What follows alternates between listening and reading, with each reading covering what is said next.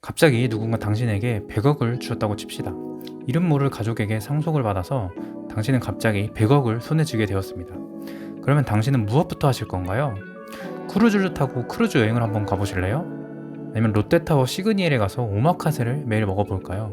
그것도 아니면 람보르기니를 이시불로 한번 긁어보고 싶으신가요? 이런 생각을 하셨다면 당신은 무조건 망하게 되어 있습니다. 그 이유는 바로 책 돈의 속성에 잘 나와 있습니다. 이번 영상에서 소개해드릴 책은 1조 부자로 알려진 김승호 회장님이 쓰신 돈의 속성입니다. 아까 했던 가정을 다시 돌아와 보겠습니다. 자, 당신이 100억을 받았다고 가정해봅시다. 근데 그냥 100억이 하늘에서 떨어지거나 어디서 주우면 불법이니까 좀 현실적으로 생각해 볼게요. 당신이 모르는 친척이 가족이 없어서 당신에게 100억을 상속해 주었다고 가정해 보겠습니다. 그 사람은 상속 조건으로 두 가지를 걸었는데, 첫 번째로 유산을 한 푼도 잃으면 안 된다. 둘째로 연간 물가 상승률은 이익에서 제한다. 이 조건을 어길 경우 100억이 몰수되니까 당신은 빠르게 생각해야 합니다. 그렇다면 당신은 이 100억으로 무엇을 하실 건가요? 한 푼도 잃으면 안 된다고 했으니 당장 잃을 수도 있는 부동산이나 주식은 피해서 은행 예금으로 한번 넣어보겠습니다. IBK 1년 만기 정기예금 금리가 4% 정도네요. 자, 그럼 100억에 4%를 계산해보면 이자는 4억 원 정도가 되네요. 이자에 대한 세금이 15.4%니까 이자 과세 6,200만 원을 제하고 나면 실수령액이 103억 4천만 원으로 3억 4천만 원을 벌었으니 이 정도면 충분하다고 생각하시죠? 자, 그렇지만 한국통계청의 소비자 물가조사에 나온 자료를 살펴보면 2022년 기준으로 소비자 물가 상승률이 3.7%입니다. 100억에서 3억 7천만 원이 평가절하되었으니 오히려 은행에 맡긴 게 손해가 되었습니다. 이렇게 손실 없이 돈을 굴리기가 정말 어렵다는 것을 이야기했습니다. 그렇다면 김승호 회장님은 부자가 되기 위해서 어떤 일을 하셨을까요? 11개국에 매장 3천여 개를 가지고 있는 김승호 회장님은 부자가 되기 위한 5가지를 책에서 언급하고 있습니다. 첫 번째로 돈은 중력의 힘을 가졌다고 합니다. 우리가 10억 원을 모으기로 했다면 먼저 1억 원부터 모아야 합니다. 또 1억 원을 모으기로 위해서는 1,000만 원의 돈이 필요합니다. 1년을 잘 모아서 1,000만 원을 모았다고 가정하면 처음 1,000만 원을 모으는 데는 100의 노력이 든다고 합니다. 그 다음 1,000만 원은 원래 가지고 있던 1,000만 원에 이자나 배당 등의 수익이 붙어서 97의 노력이 들어갑니다. 그 다음 1,000만 원은 93의 노력이 들어가고 점점 들어서 10억 원을 모으는데 내 스스로 온전히 10억 원을 벌지 않아도 내가 모아놓은 돈이 같이 불어나기 때문에 10억만큼의 노력이 들어가지는 않는다고 합니다. 이게 돈의 중력입니다. 두 번째로 돈은 인격체라고 합니다. 돈은 스스로 생각하지도 움직이지도 못한다고 생각하셨나요? 돈이 인격체라는 게 왠지 억지처럼 느껴질 수도 있습니다.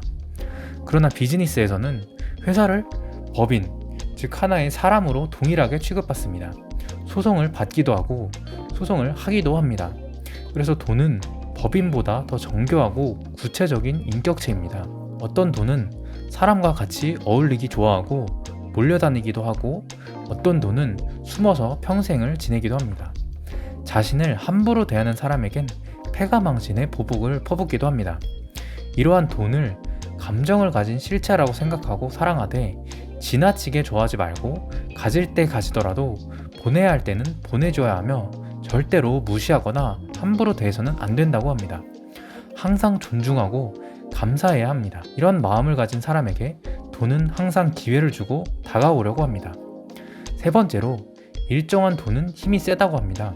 농사를 짓는데 필요한 물이 1000ml라고 하면 봄에 500ml를 한 번에 퍼붓고 가을에 500ml를 한 번에 퍼부으면 그 땅에서는 농사를 지을 수 없다고 합니다. 우리도 똑같습니다. 10분 동안 물속에 있다가 모자란 숨을 몰아넣는다고 사람이 살아날 수는 없습니다. 이처럼 일정하지 않은 돈보다 일정하게 들어오는 돈은 목돈을 만들 수 있고 그만큼 힘이 세다고 합니다. 만약 당신이 일정하지 않은 돈을 받고 있다면 그 돈을 일정하게 들어올 수 있는 자산에 옮겨 놓아야 한다고 조언하고 있습니다. 네 번째로 부자가 되기 위해 물건을 정리하라고 합니다. 책에는 좀 희한하게 소개되어 있습니다.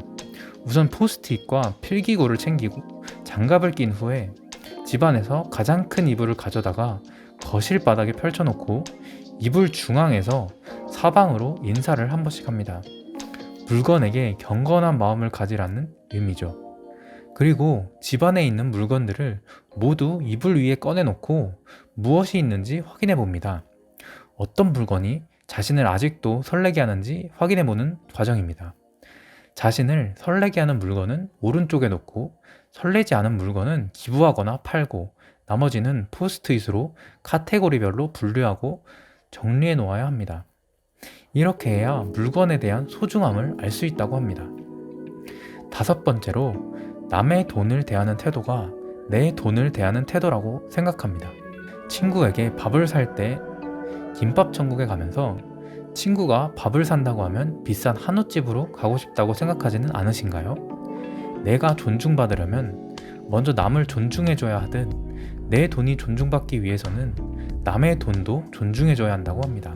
오늘은 1조 부자 김승호 회장님의 책 돈의 속성에 나오는 것들을 알아보았습니다. 책에 나온 것들은 굉장히 추상적이고 이해하기 힘든 것들도 있지만 1조 부자가 이야기한 내용이니만큼 따라만 하더라도 그 1%인 100억 부자까지는 올라갈 수 있지 않을까요? 오늘 영상은 여기까지입니다. 시청해주셔서 감사합니다.